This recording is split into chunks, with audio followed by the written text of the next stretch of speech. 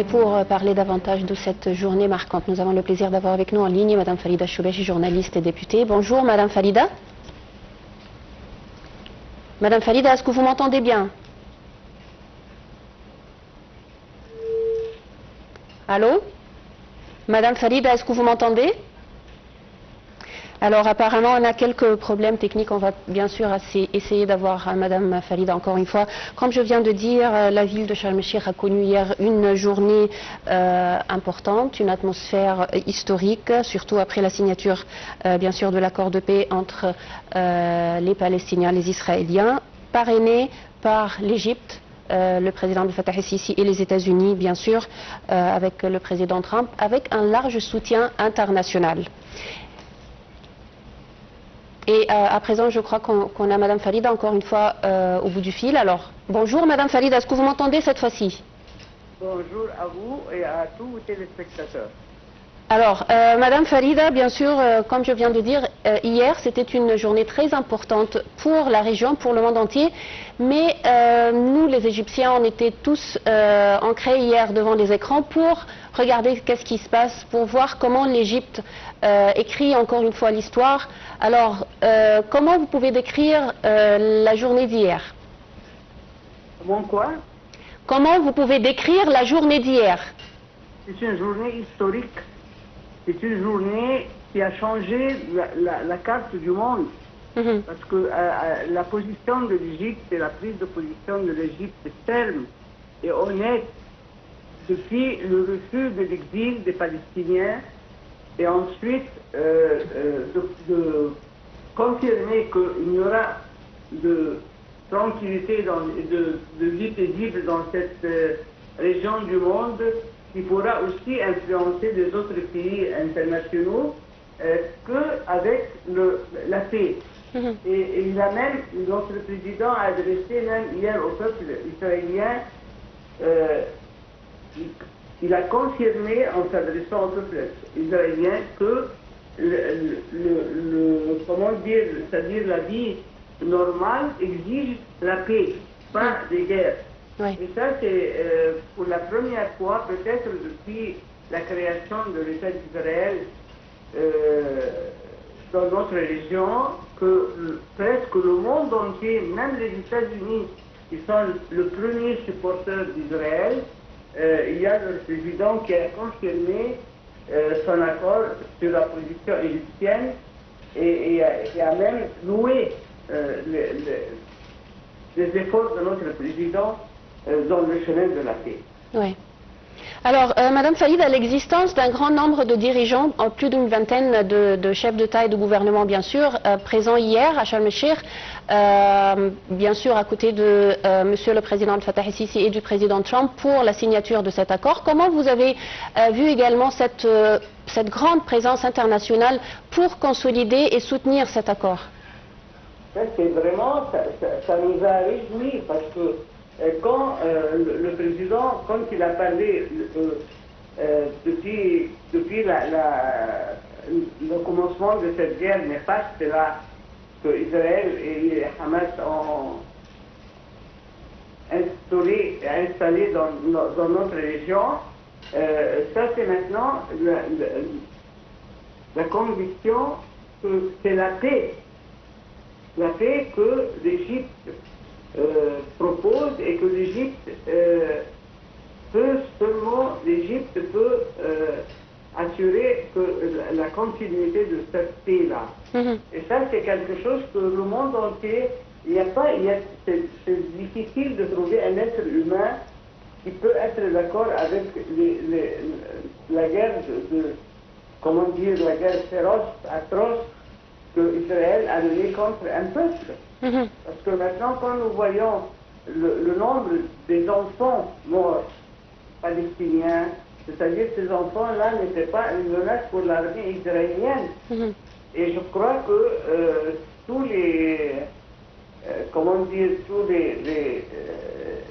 efforts de Netanyahu pour prouver qu'il se défend, maintenant le monde entier à Sharm el-Sheikh a vu à quel point Gaza a été, c'est du décombre maintenant à Gaza. Ouais. C'est vraiment quelque chose, c'est un spectacle honteux pour l'humanité. Ouais. C'est ça, c'est ce que l'Égypte a pu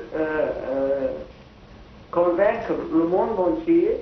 Et c'est pour ça que nous voyons maintenant un sommet historique vraiment dans le vrai sens du mot, surtout que par la présence de M. Trump. Oui.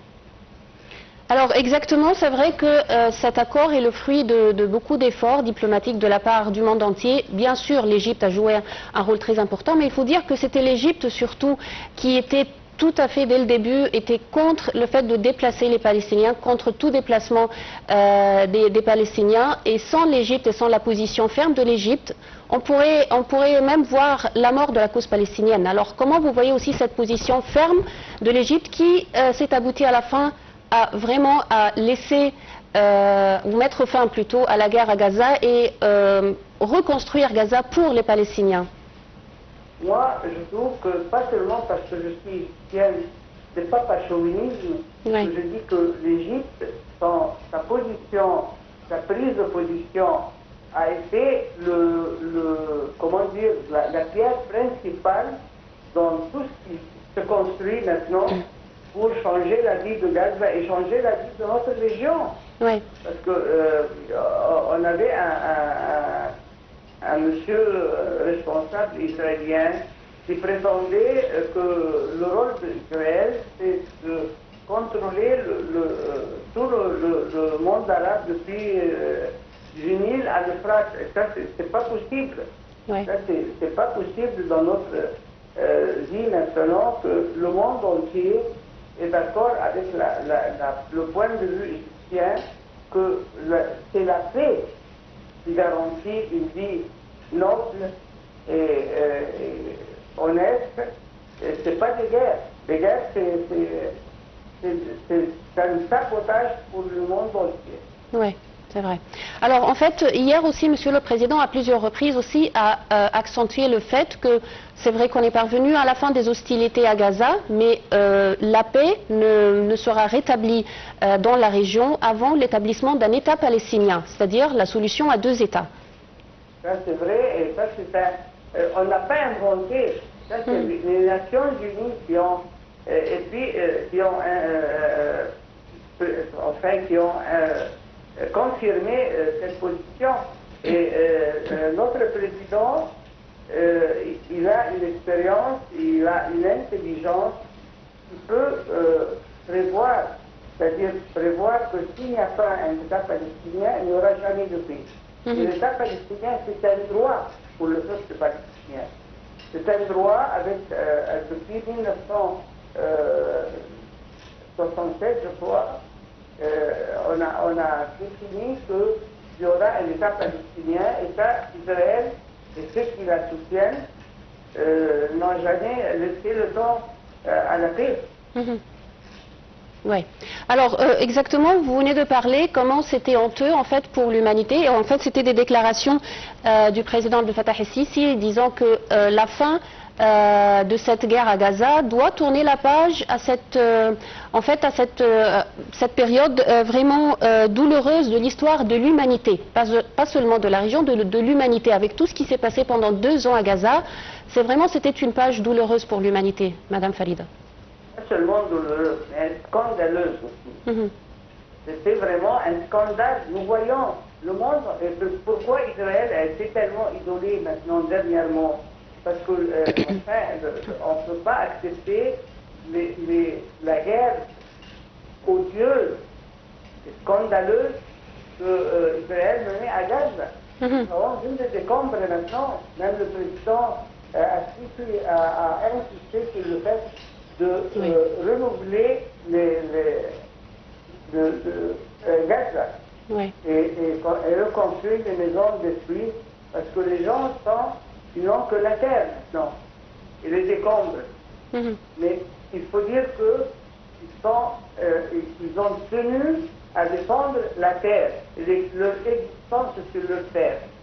Et c'est pour ça qu'ils ont le droit à un État palestinien et je crois que ça va venir sûrement avec la prise de position de maintenant plus de 100 États maintenant sont pour la création d'un État palestinien. Oui. Madame Falida El-Choubachi, je rappelle, vous êtes journaliste et députée, je vous remercie infiniment. C'est toujours un plaisir de vous recevoir. Une petite pause, mesdames, messieurs.